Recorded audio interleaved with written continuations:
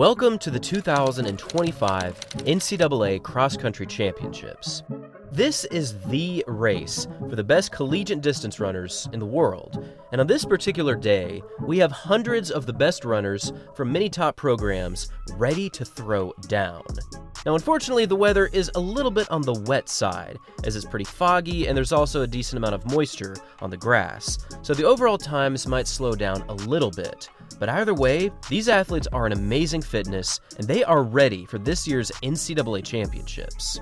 Now, on the women's side, we have quite possibly the greatest freshman talent in NCAA history, as Jane Hedengren from BYU is currently poised to become the first true freshman in 40 years to win this title. But even though she is clearly fit, she will be challenged all the way to the tape by Doris Limnagole from Alabama. But make sure to also keep your eyes on Pamela Koskei, Angelina Napoleon, Grace Hartman, and Hilda Olimomoy from Florida. Over on the men's side, we also have a very hyped showdown set to take place, and one of the key runners to look out for is Haptum Samuel from New Mexico, who is currently on fire this year, taking wins at the Nuttycombe Invite and his regional competition. But just like the women's race, he will also have his hands full, as Rocky Hansen from Wake Forest and also Brian Masau from Oklahoma State are looking to challenge him for the win. Now, to kick off this competition, the women's 6K championship event went off first, and it immediately went out fast. Over the opening kilometer, we saw the field cross through in 2:59, which represents a pace of 4:49 per mile. So this field was out at a red-hot tempo, and it was not a surprise to see Jane Hedengren from BYU taking up the pace, and also we saw Doris Limnagole right next to her. Now, throughout this entire NCAA season, this is what Jane has done to dominate her competition. In fact, in her regional race, she took the win by more than 40 seconds. So at the moment, she is looking close to unbeatable against her peers. And through the 2-kilometer split, her pace was still red hot, as she went through in 6 minutes and 7 seconds, a pace that is still under 5 minutes per mile. Now, through the halfway split, the front three had officially broken away from the chase pack, and these top three now included Doris Limnagole, Rosemary Longisa, and Jane Hedengren. And with a 3K split of 9:13, we were certainly on pace to see something special.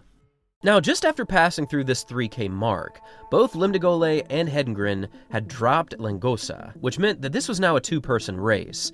And it's interesting to see just how different these two runners are up front. Jane is a true freshman who is very impressive in the longer distances, and for Limnagole, she's already quite the experienced athlete. By the 4K split, these two had officially separated by almost 50 meters over anyone else, and with a split of 12:20, this put both athletes at a pace of 4:57 per mile, and their expected finish was now right at 18:30 for 6 kilometers. This was quickly turning into a battle of attrition and motivation up front. Limnagole was pushing quite hard, but she just couldn't break Hedengren. Meanwhile, Hedengren often made moves to the side, but she could not drop Limnagole. Through 5K, Limnagole was now putting a few meters on Jane, but she was still hanging tough, and with a split of 15:24, these two were flying. And it's important to reiterate that this course really was wet, meaning that running a 15:24 in these conditions was all the more impressive. But who would ultimately hold on to win this 6K race? Over the final 800 meters, we finally saw a true break go down, as Limnagole now had about 10 to 15 meters on Hedengren. And all the way down to the finish, Limnagole pushed and pushed and pushed.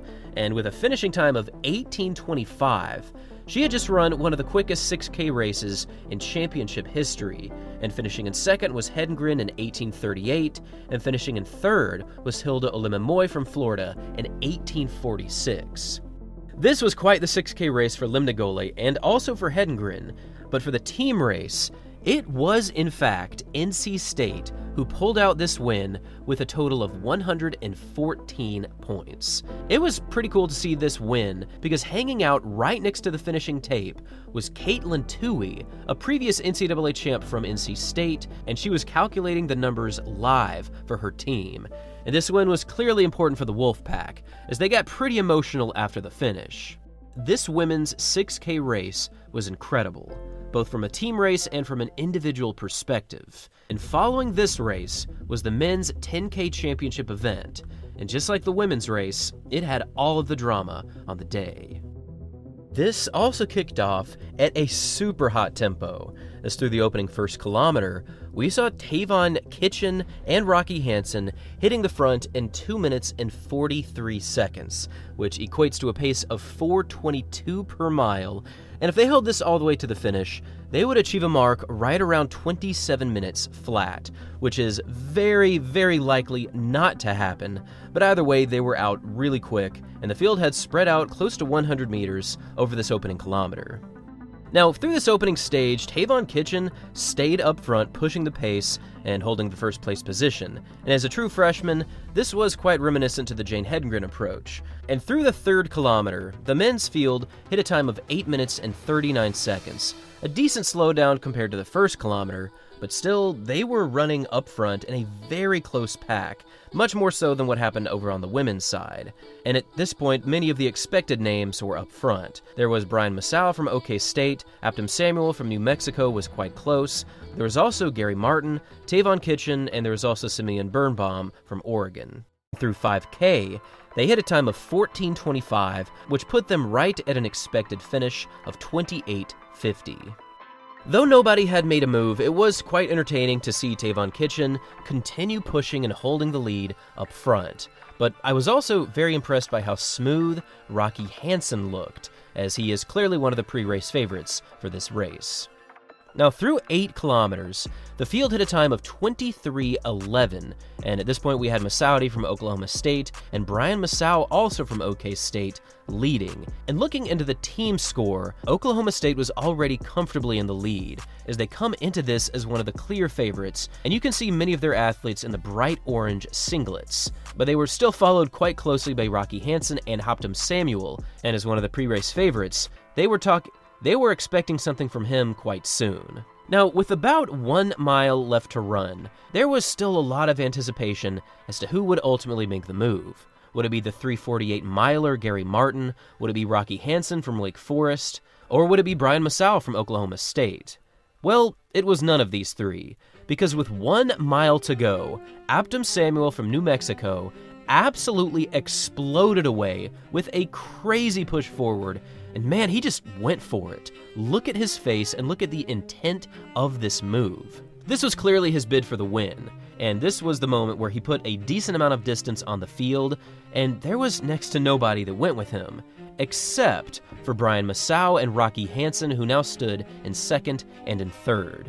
Now, through the 9-kilometer split, Samuel hit a time of 25:49, meaning that from 8K to 9 kilometers, he achieved a split of 2:38.